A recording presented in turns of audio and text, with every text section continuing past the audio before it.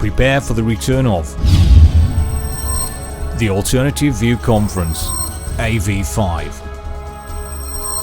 Humanity versus Insanity, a conference that will make a difference. Featuring the most challenging and thought-provoking speakers from across the globe.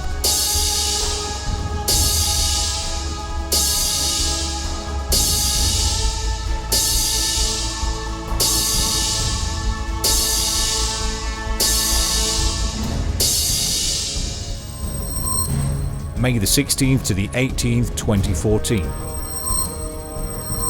Staverton Park Hotel, Daventry, Northamptonshire. AV5, the Alternative View.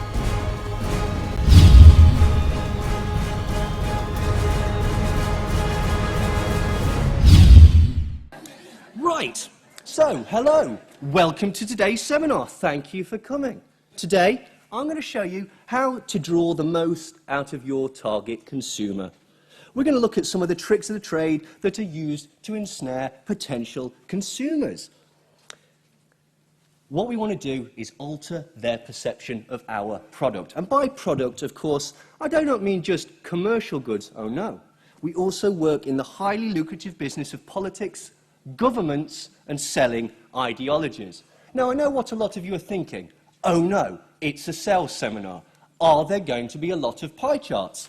Well, if we examine the available data, extrapolated to the point, taking into account all the known variables and obviously bearing in mind the time constraints, the clear answer is no. There will be no pie charts for the majority of this presentation. Now, first things first. When approaching a consumer, understand everybody is a potential consumer at all times. Therefore, control of information and one's image is paramount. That is why I'm wearing a suit. It clearly shows that I am better than you. That is the authoritarian picture that I wish to present. These are my qualifications. Oh yes, it just got real. This is the authoritarian picture that I wish to paint. I am an expert, and so you should sit and listen to what I say. Now, you don't know that I stole this suit from a Guy Fawkes dummy. I had to wrestle it away from some 9-year-olds.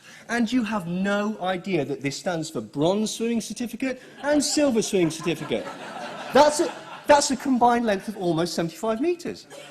But you don't know that, and I would never let you know that fact. If I did, it would undermine my power base and get rid of my authority. It does not matter that I am a complete fraud. It is the perception that counts. Now, here's an example of how I might try and get you on my side. Yeah? Yeah? Taking my tie off. It's a very simple trick. It's what politicians do when they wish to appear human, and it goes a long way to disguising the contempt that you have for the audience. It's what politicians call engaging with the scum.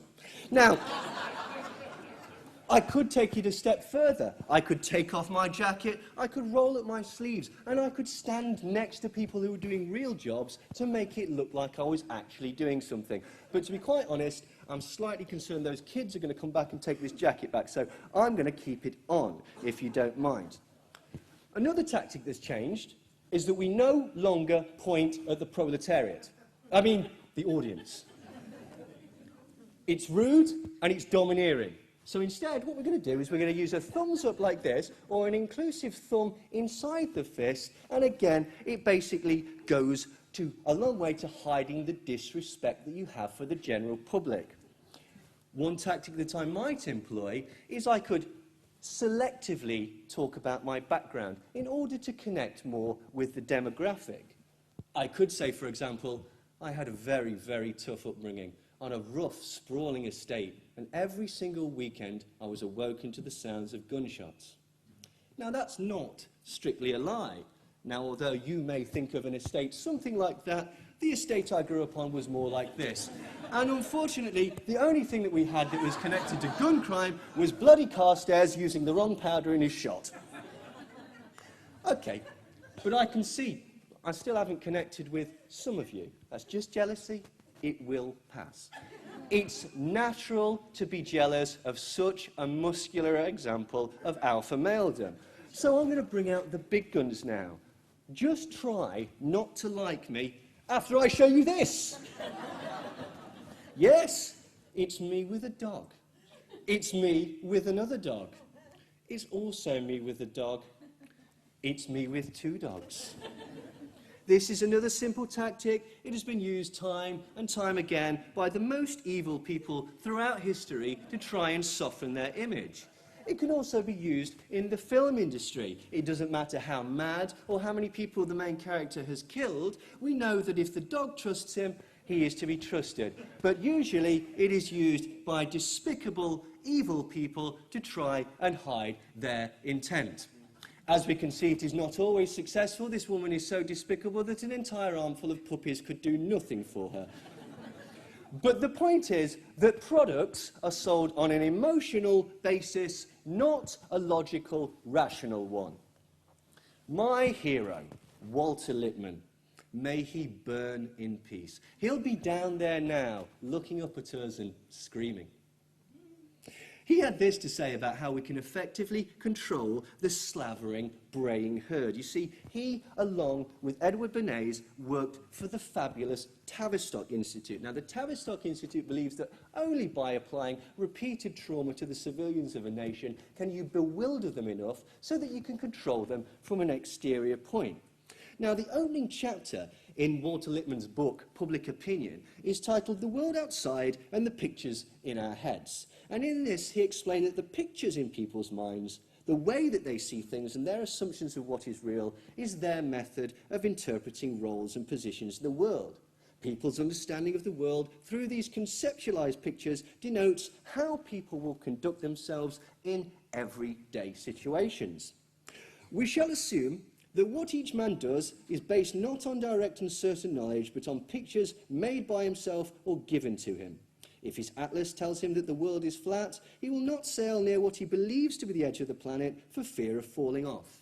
If his maps include a fountain of eternal youth, then a Ponce de Leon will go in search of this.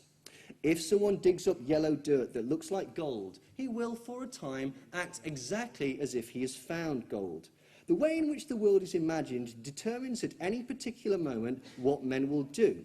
It does not determine what they will achieve, but it determines their efforts, their feelings, and their hopes, but not their accomplishments or their results. So, how can we begin to alter the pictures that people have got in their minds? Or, more effectively, how can we, as advertisers, paint those pictures in the first place?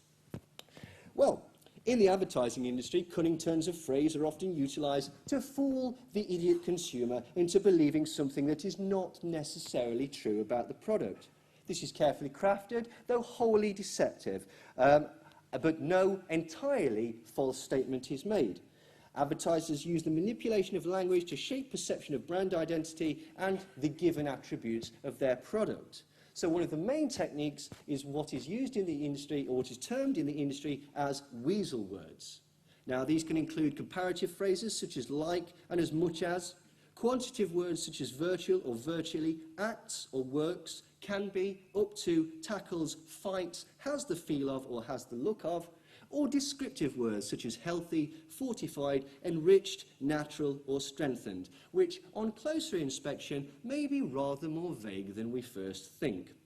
You see, the term weasel words comes from the hollow nature of the words. Weasels feed through eggs by making a small hole in the bottom and then sucking the insides out. When the weasel is finished, the egg is hollow but appears to have content just like the words. The point being that the manufacturer's definition of a word may differ greatly from that of the consumer. So, just to give you an example, what does this phrase mean? Helps control dandruff symptoms with regular use. Whoever kept quiet was absolutely right, because that means nothing, absolutely nothing. Let's examine the weasel words. The weasel words would include helps control rather than stops.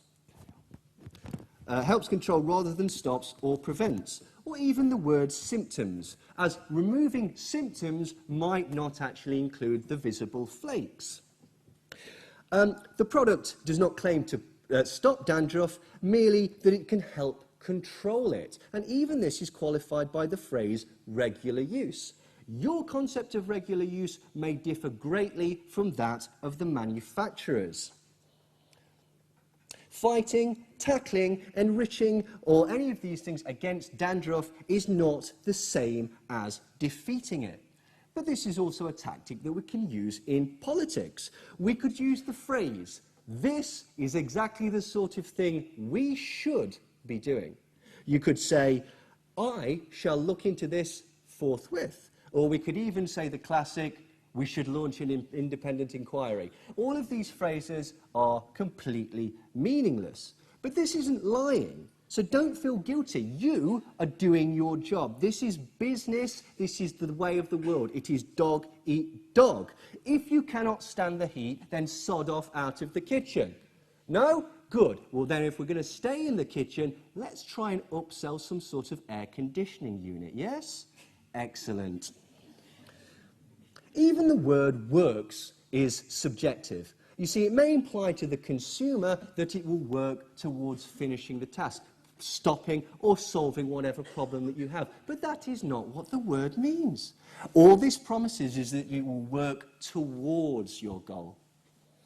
And when we're searching for washing up liquids, for example, we might see the phrase, leaves dishes virtually spotless. Now, the foolish consumer latches onto spotless, ignoring the word virtually, although the word virtually allows for the manufacturers to set their own standards of cleanliness. You may have seen this, the American Humane Association. No animals were harmed in the making of this film. Now, harmed is a weasel word.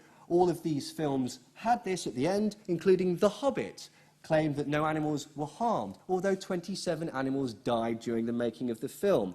The Life of Pi nearly drowned the tiger and yet carries this legend. The Pirates of the Caribbean franchise has made extinct hundreds of different types of fish, and Steven Spielberg's Warhorse accidentally killed one of the horses. Personal hygiene products are also replete with these types of words. Listerine fights bad breath. It fights it, it does not defeat it, and there is no mention of how effective that fight is. As a complete aside, did you know that halitosis is actually a made-up disease? It was invented by the manufacturers of Listerine and promoted as being the primary source of bad breath. Listerine, which was prior to that a floor-cleaning liquid, was promoted as the only medical cure for this new condition. This is pure genius, and if they were not rivals, I would applaud their deviousness. But what are all of these products? Fruit juice concentrate, glucose, sucrose, fructose, nectar, maltose, malt syrup, corn syrup, and dextrose. Anyone?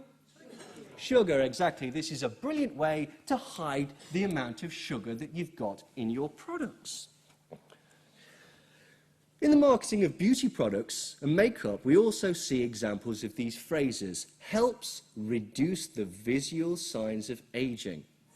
Now, this is another sneakily manipulative piece of wordplay. The advertisement says reduce, not remove, and also the visual signs of aging is a fantastically vague term. The product does not remove these signs, it merely temporarily helps to reduce them.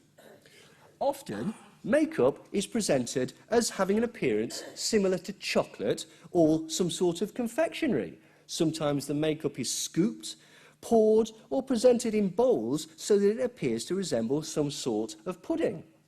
Pet food also is presented to look appealing to humans, or as appealing as it can be. Now, why do this? Because this is bizarre. This is purely to present a positive image in the mind of the consumer.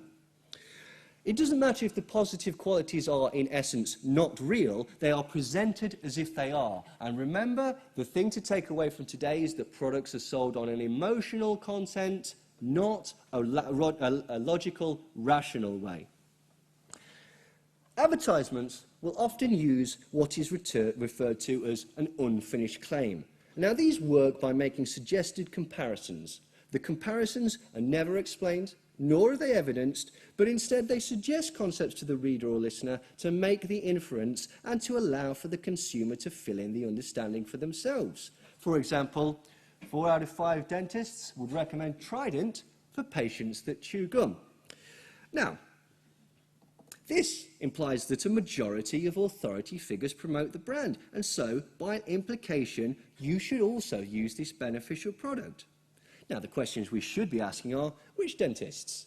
Where did you find these dentists? What did the other dentists have to say? What in God's name is so wrong with this product that one of these dentists refused to have anything to do with it whatsoever?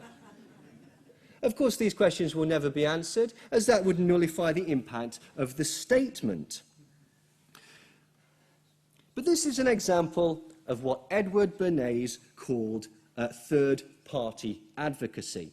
You see, we are hardwired to believe people in positions of authority. That's why I showed you my fake qualifications at the beginning. We assume that people are in positions of authority on the logical assumption that they are there because they know what they are doing.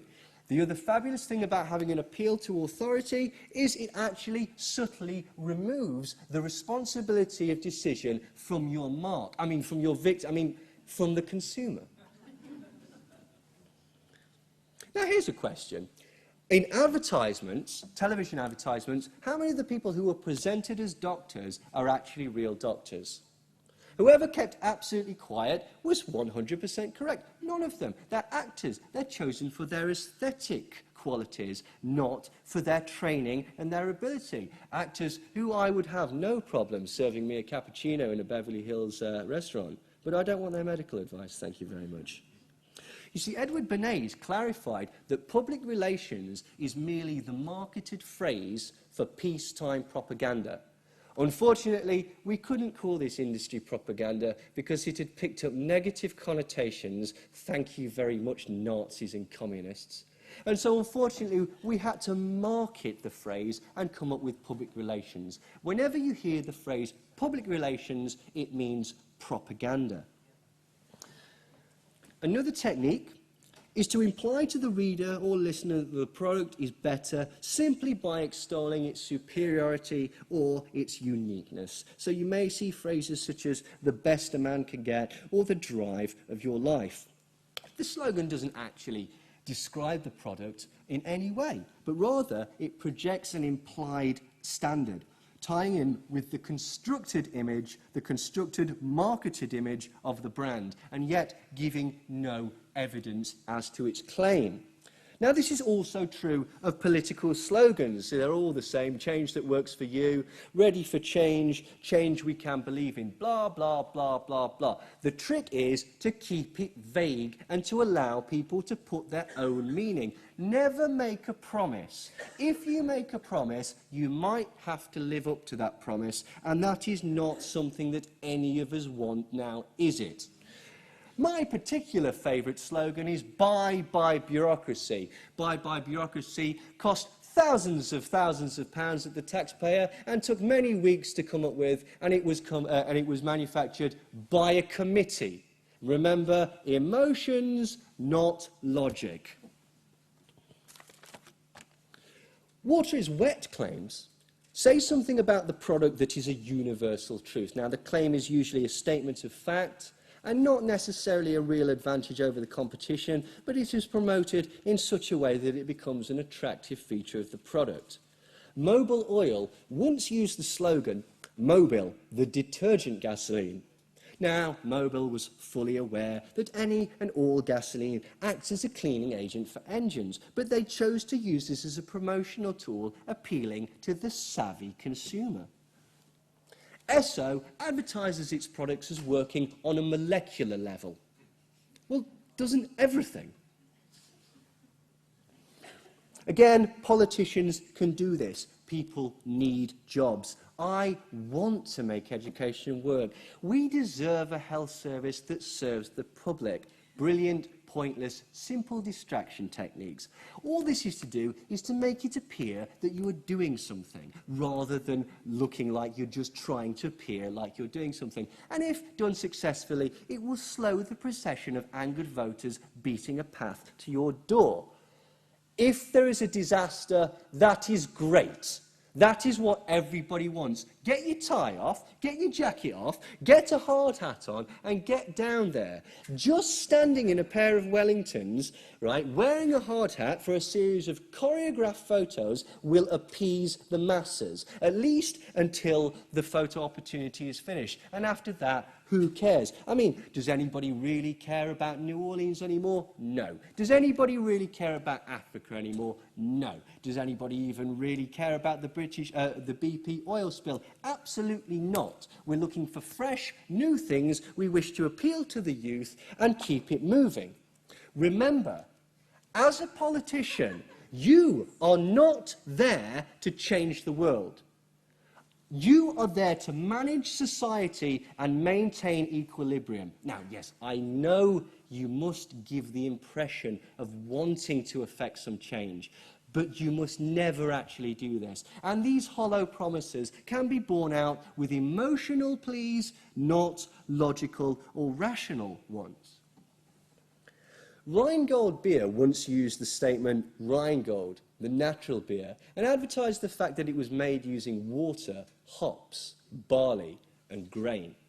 Some of you may have noticed that that is the ingredients for any and all lager products. However, this was extolled as a particular virtue of the product. American spirit tobacco is one of my particular favourites.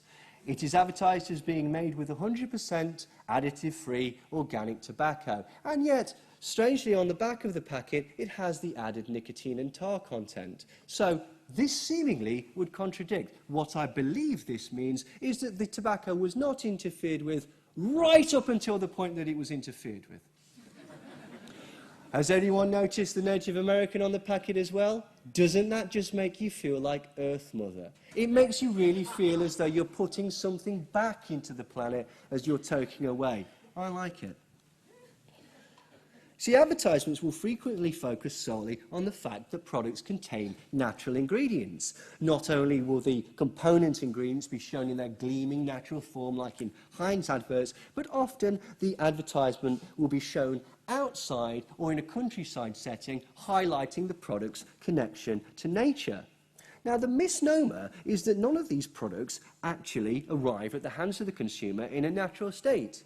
Ketchup, for example, is rarely found in nature. They may contain all natural ingredients, but even the packaging and such means that it is presented in an alien and unnatural way. Something is only truly natural if it is found in nature unchanged by man's influence. Now, the misconception portrayed in all of these adverts is that in all cases, natural is better for you. Somehow natural is more healthy and life-affirming. Now, this is not always the case. Scorpions, malaria, herpes, and dog's feces are all technically natural. Jam is not. However, I know which one I would prefer spread on my morning toast. We could also suggest that the product itself has certain beneficial qualities. We could suggest that it has twice as much iron, which obviously implies that it is twice as good for you. My particular favourite of these phrases is helps aid natural digestion, which is seen on the side of all probiotic yogurt drinks. You know what aids natural digestion? Having something in your stomach. Pie and chips aids natural digestion. A banana aids natural digestion. Technically, a condom full of heroin taken across the border aids natural digestion.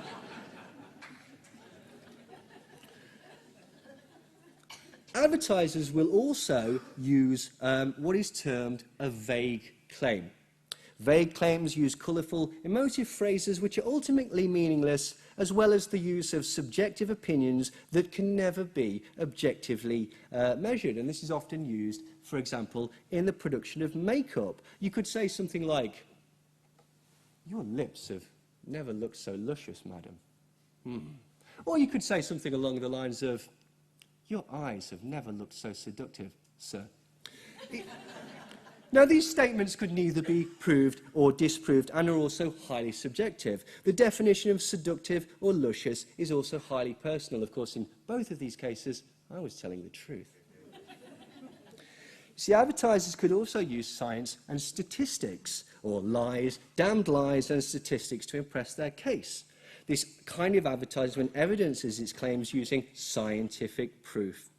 Cleaning products are a good example. The advertisements often show the cleaning prowess of their products, often with very specific numbers and using some sort of impressive mystery-sounding ingredient.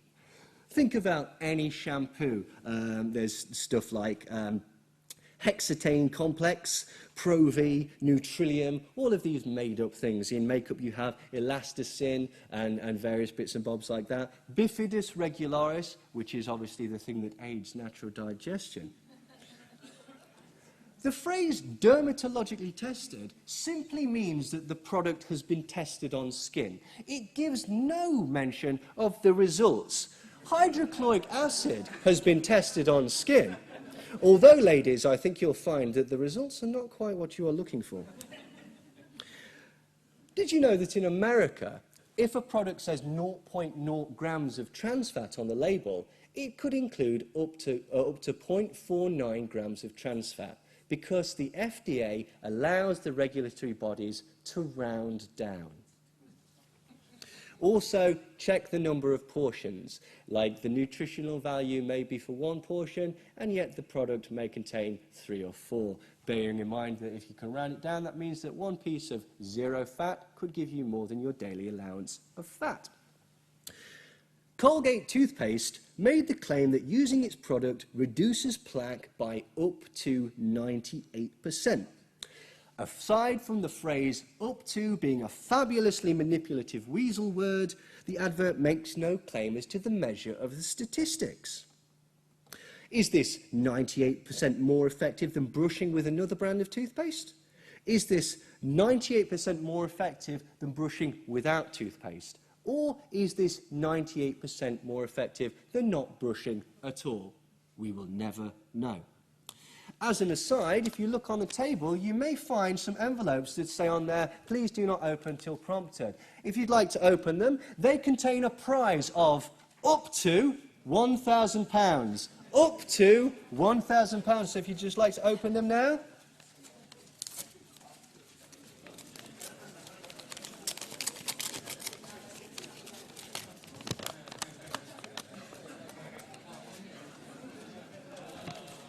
A prize of up to £1,000. Please, don't spend it all at once.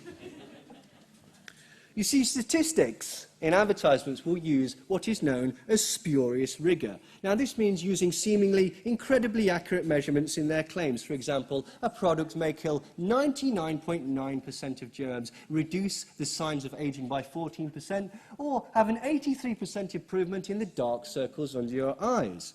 Now, the implication made by the advertisers is that if the percentages are so precise, then it stands to reason that the experiments and research done by the company must have been very accurate and, above all, scientific.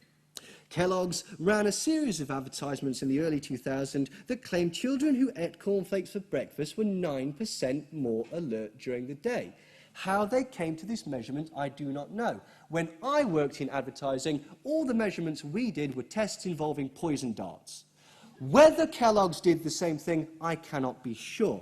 Their website also says that eating cornflakes will make children 17% less emotionally distressed. Again, we can only wonder how they reached this percentage. I think poison darts. Again, politicians can use this all the time. They can fling around large numbers to condemn whichever group we're wanting to condemn that particular week. Immigrants, the obese, smokers, who are all gold mine potential markets, by the way. But this is always a meaningless blame game of distraction. The important point is to control the information. You can talk about benefits, yes, but never talk about expenses. This will never really get exposed anyway, as nobody wants to get to upset the apple cart. Mention immigration, yes. never mention the ongoing wars that have caused this influx or the globalisation, and never, ever, ever discuss their legality. Hold up some dictators, like in the United Arab Emirates, or in Saudi Arabia, or those that are illegally occupying Palestine, but chastise other bad dictators, bad boys like Assad and Gaddafi and Hussein. Well, at least do that once they have outlived their usefulness. Customers can also be flattered into making smart consumer choices. L'Oreal, for example, invites you to spend money on their products because you're worth it. So, French social psychologist and sociologist Gustave Le Bon was the author of several works in which he expounded theories of herd behaviour and crowd psychology and how these events can be manipulated in order to impose control of the masses. Now, he suggested that when people come together in crowds, they start to identify with the group at large instead of as an individual, and the opinions of the crowd become the opinions of each person, like mass hypnosis. De-individuation refers to the psychological phenomenon of a person losing their inhibitions because they are no longer identifiable as an individual. The concept of de-individuation has been used to explain why people who are usually placid and conformist can become violent during riots and seemingly give in to the overwhelming mentality of the mob. According to de-individuation theory, the psychological state is aroused when individuals join crowds and literally become absorbed by them. The state is characterized by diminished awareness of the sense of self and the concept of individuality, and this in turn reduces an individual's self-restraint and normal regulation of behavior. Being part of a large, powerful group means that individuals within it feel as if they can get away with actions that would normally be considered antisocial. They literally have the support of the group behind them. And this is what we wish to induce with brand identity. We want to get people involved and emotionally attached to the brand. So how do we do this? Well, the oldest trick in the book is to use celebrity endorsements. It doesn't matter how wretched the celebrity is. We're not stupid enough to buy something just because the celebrity says that they like it. However, we do remember the pitch and often the product. And if we happen to agree with that person's political, dietary, philosophical, or stylistic stance, then we are more likely to be actually swayed into buying the product. And this is because we have what is termed with celebrities a parasocial relationship. Our relationship with celebrities is based on what we believe we know about them through the influence of the media, despite the fact that we know, deep down, this could never fully represent the celebrity. This is absolutely the same as the way people have relationships in fundamentalist religion with God. Now, this is despite the fact we've never met, and the idea of the celebrity is a marketed construct. Therefore, we process these celebrity-endorsed products on an emotional level rather than a logical, rational one. Now, there is a psychological explanation to this, and it also explains why people are obsessed with gossip and celebrity. You see, in our tribe, the celebrities are the successful ones, the alpha males, if you will. If I stare at somebody that is successful, I can start to notice the traits of the successful, and I can start to incorporate that into my life, and then my chance of survival increases. In experiments, chimpanzees will actually go without food in exchange for staring at a picture of the alpha male of the tribe, foregoing sustenance for the far more valuable societal information. And this, again, is also done in politics. By attaching yourself to a celebrity, you can basically ride on their coattails. Some people do it particularly well. Some people look like they're being mugged. Some people do it incredibly well. And some people have embarrassing turn of events when the guitarist from their favourite band tells them that they are no longer allowed to listen to that band. But even the adoration of celebrities is stoked to encourage others to join in with this mob mentality. Famously, Brian Epstein paid girls to scream at the Beatles. George Evans, who was the manager of Frank Sinatra, also paid girls to scream and faint in front of Old Blue Eyes. Tom Cruise, when he was promoting the fourth Mission Impossible film was met at the airport in India by an enormous crowd of adoring fans. Now, later these people were actually interviewed, and it transpired they were a troupe of actors that have been hired to play a crowd. They had no idea who Tom Cruise was, nor what he was there to promote. The point was to give the impression of organic popularity for Tom Cruise. Remember, emotions, not logic. You see, people live vicariously through celebrities, and often the idea of a celebrity is carefully constructed and marketed, very different to the real person. Just to give you an example, Rock Hudson, Montgomery Clift, Laurence Olivier, Raymond Burr, Joan Crawford, Katharine Hepburn and Cary Grant were all promoted as heterosexual icons and yet were privately homosexual. If rumours are true, so were Peter Falk, James Dean and Elvis Presley.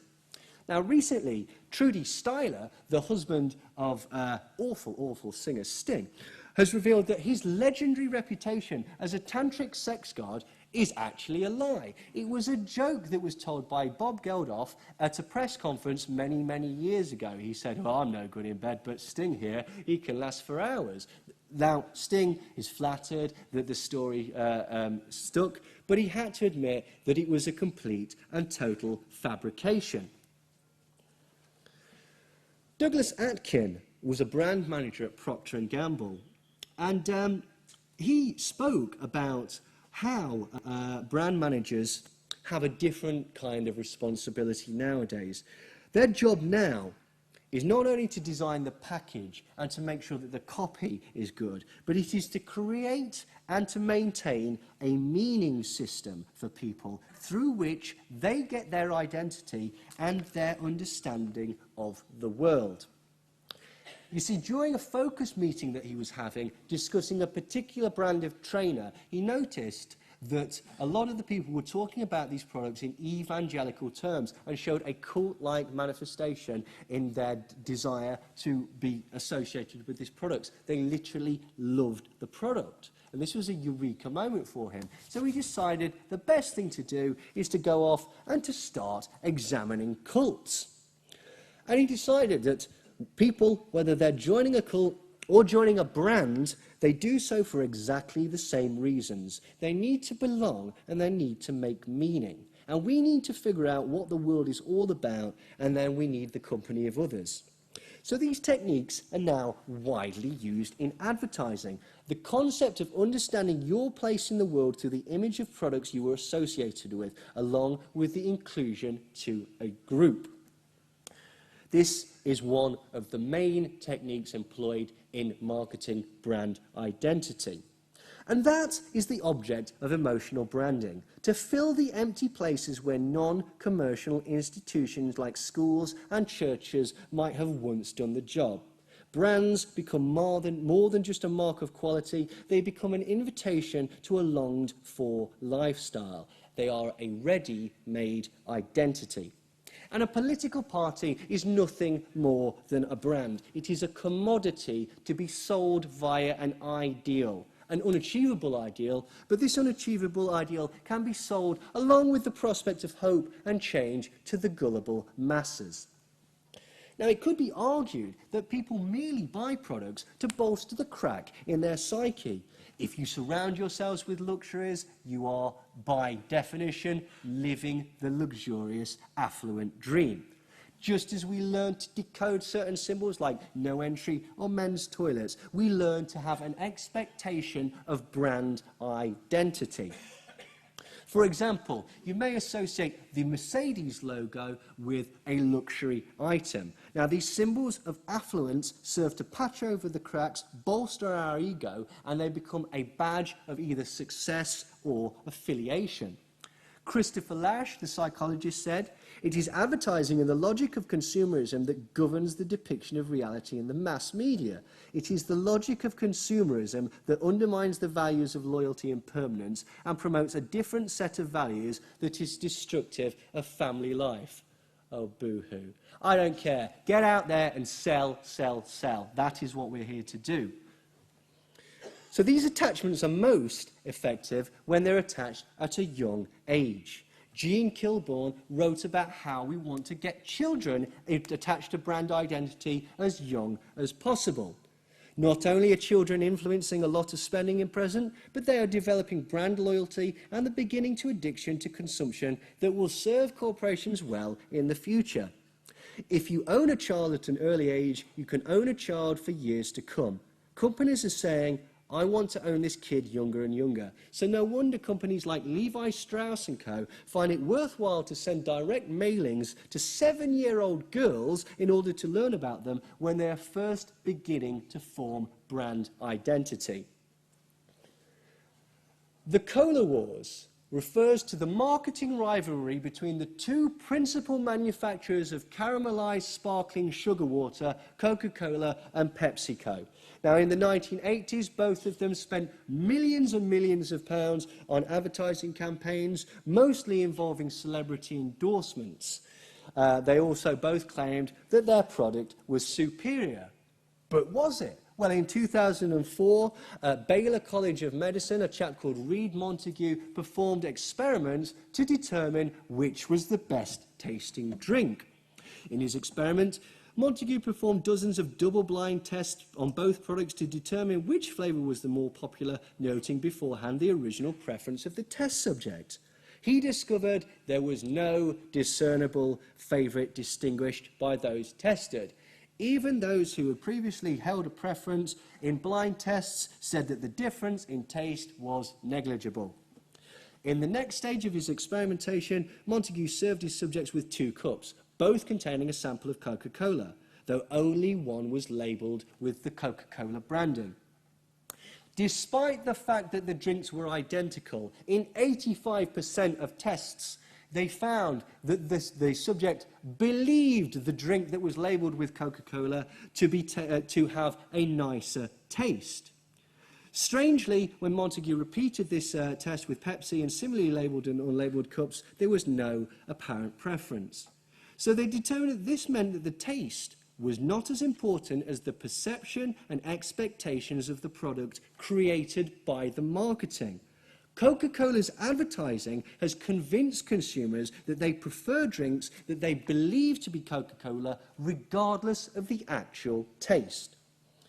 There are visual images and marketing messages that have insinuated themselves into the nervous systems of humans that consume these drinks, and it is possible that these cultural messages perturb taste perception.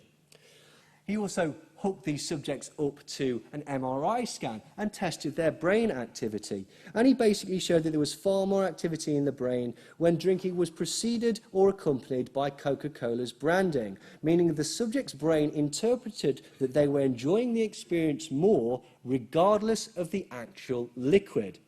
Coca-Cola's marketing had a measured effect on the neural activity of the test subjects and increased their perceived pleasure of the experience in the mind of the user.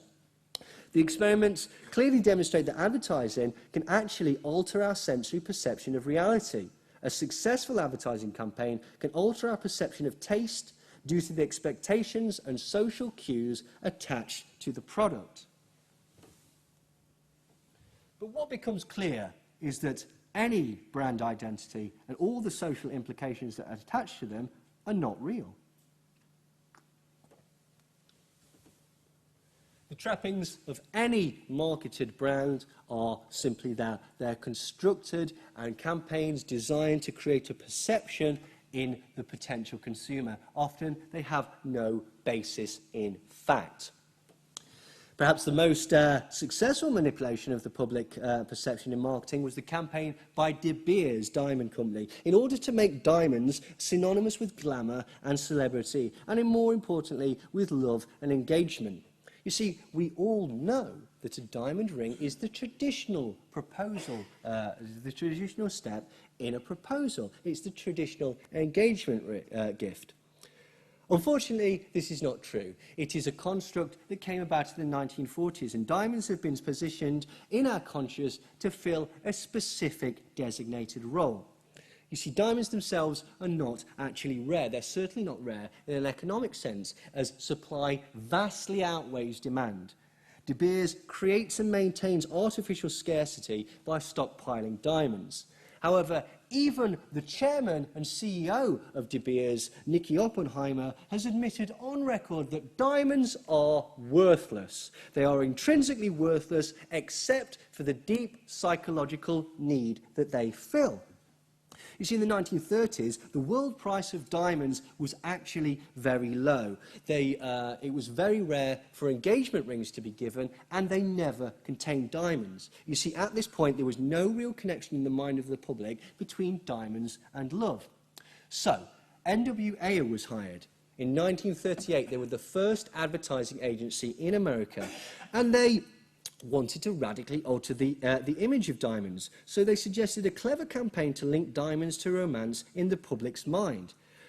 They also began to associate the products with the glamour of Hollywood by arranging for stars to be seen wearing rings and necklaces in major films and public appearances, utilising the aspirational qualities of this new status symbol.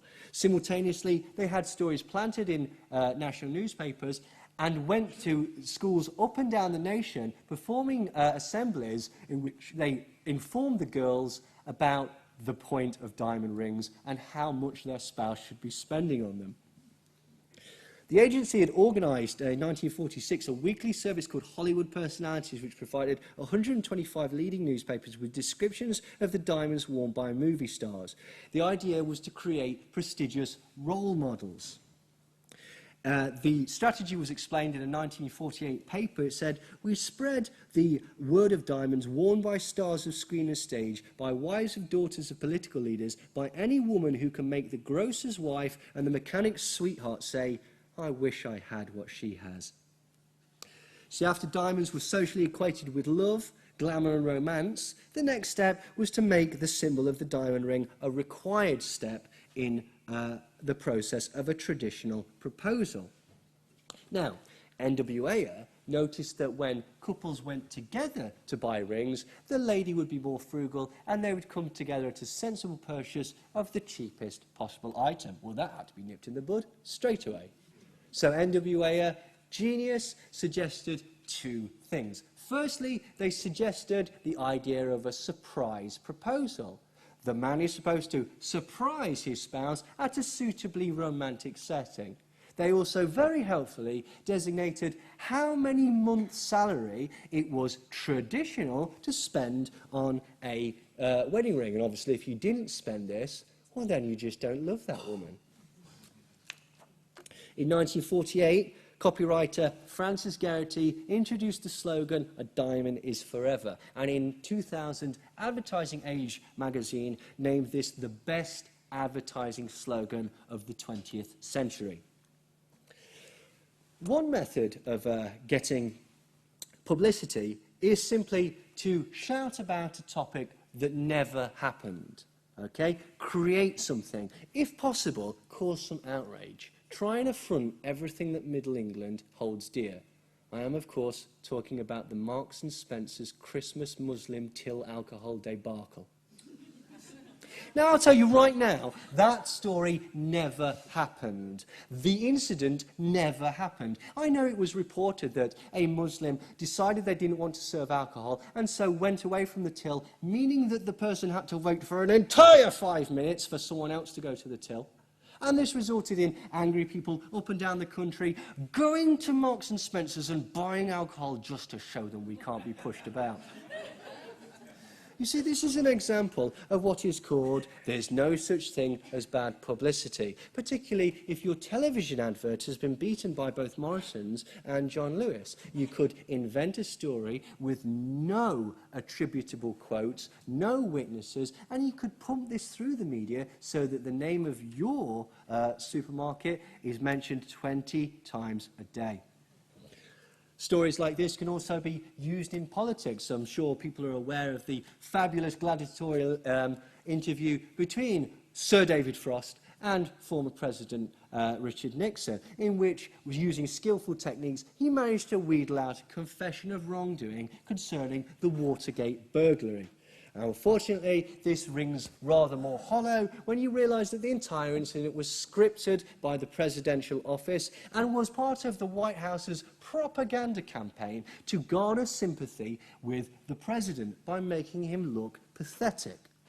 Even the famous expose of the Watergate scandal itself by journalists Woodward and Bernstein or Robert Redford well, actually, it was Dustin Hoffman and Robert Redford, is tinged with the spectre of perception management, as it would appear that Bob Woodward was a CIA agent used to move Carl Bernstein away from the truth. Rather than an expose, the famous Watergate scandal was allegedly manoeuvred to make the public believe that they were rooting out corruption, when in fact the shocking revelations of surveillance were a smokescreen to hide a sustained campaign of assassinations of left-wing journalists, activists, and even members of the right wing who were seen as a threat to the Nixon presidency.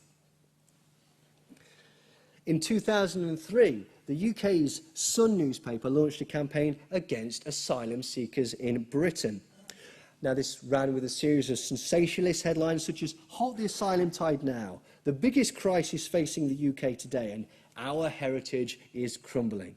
The campaign was, on the face of it, very, very critical of the then Labour government.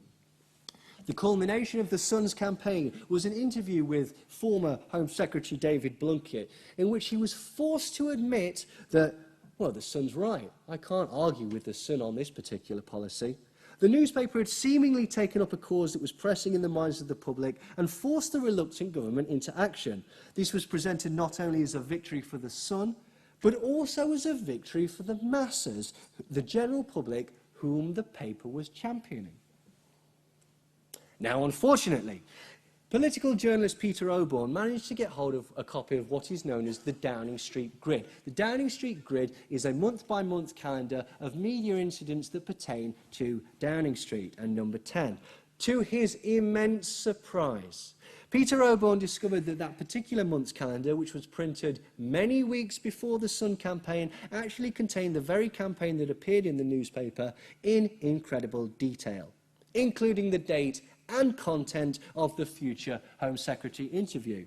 The grid also detailed how the government would react to the Sun's campaign in public. So this means that the campaign that the Sun presented as a spontaneous and organic attack on asylum seekers and government procedure on behalf of the people was in itself part of the government's own public relations/propaganda policy.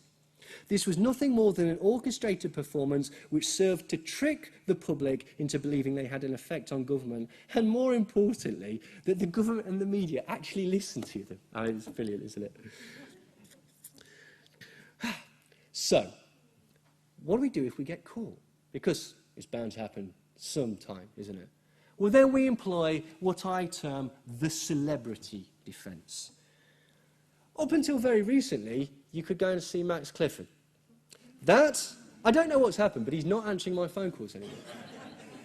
So, that may be off. I mean, he was brilliant. He effectively covered up dozens of illegal and immoral things that you just didn't want the general public to find out, including MP Alan Clark's liaisons and predilections for underage girls.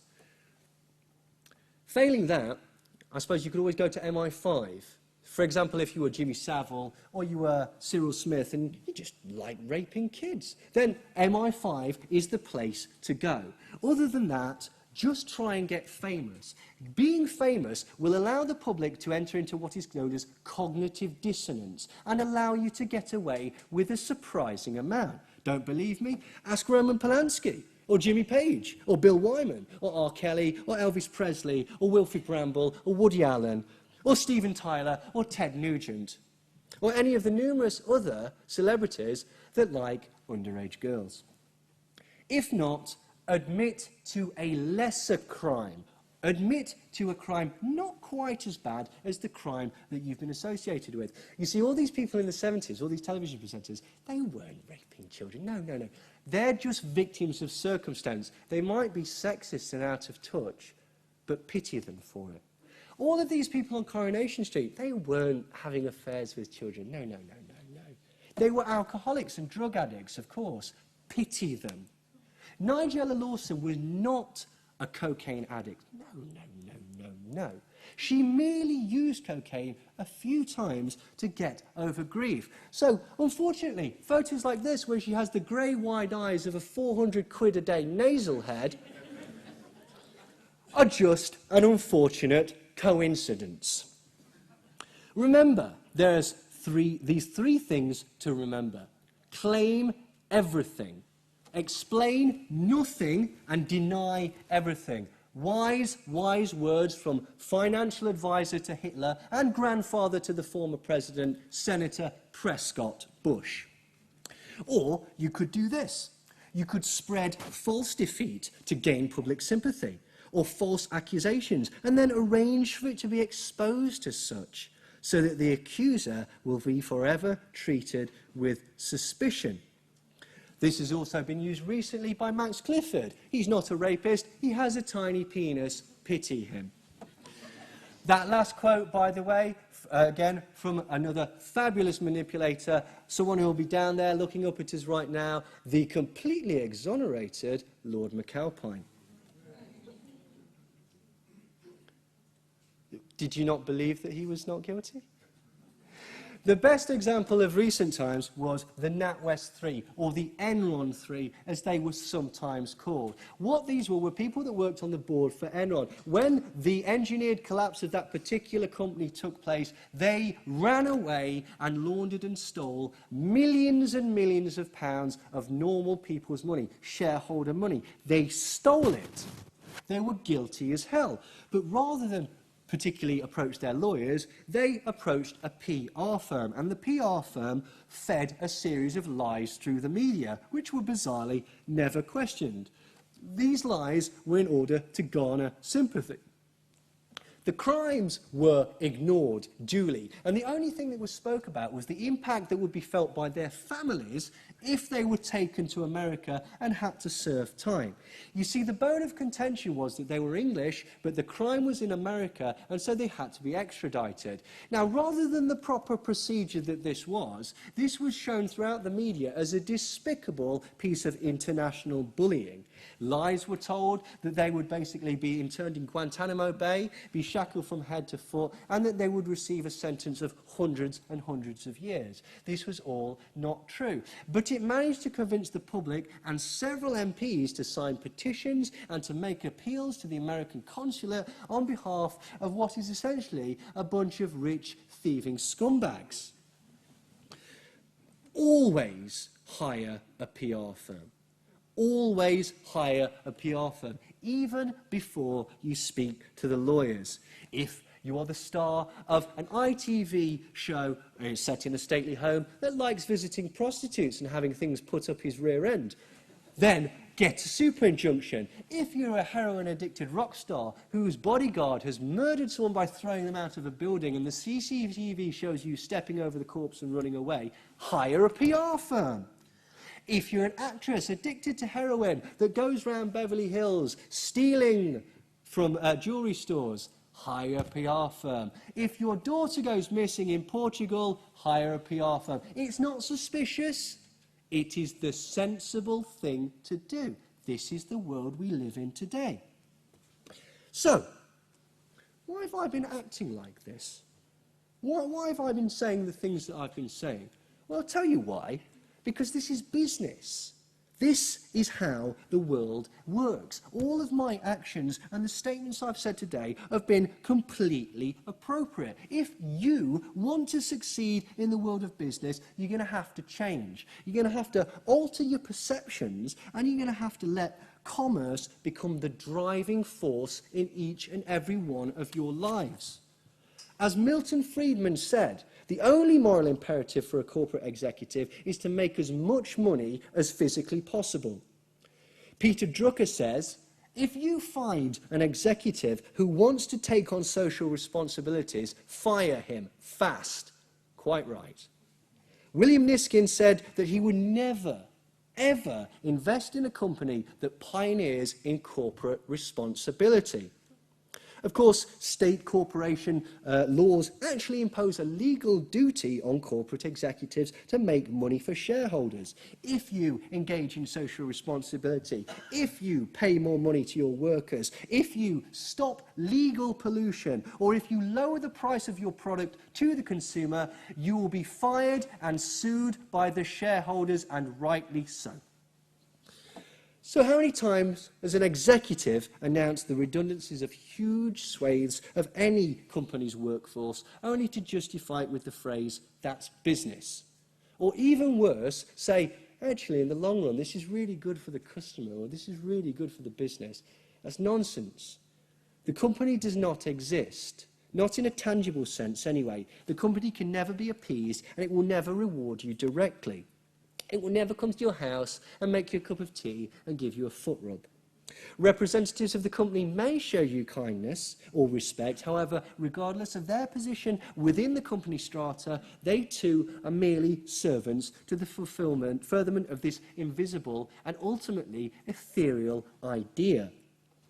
What is real are the families of those who are made redundant, those who suffer because some CEO, just following orders, placates the ego of this huge, intangible behemoth. Let us not forget that redundancies, displacement of entire communities, and murder have all been justified in the mindset of business. What about war? Well, we could ask Chiquita Bananas and Grenada. We could ask British Petroleum about their involvement in the overthrow of Mossadegh in Iran. This is not a new thing.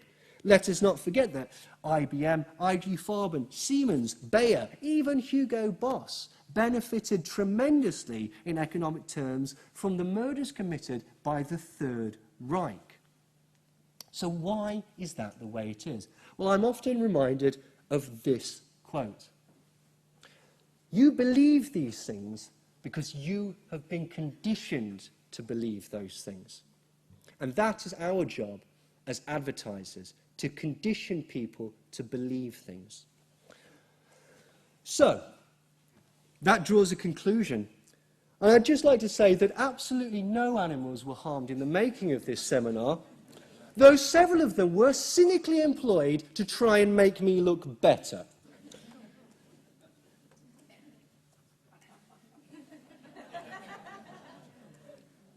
There. Yes.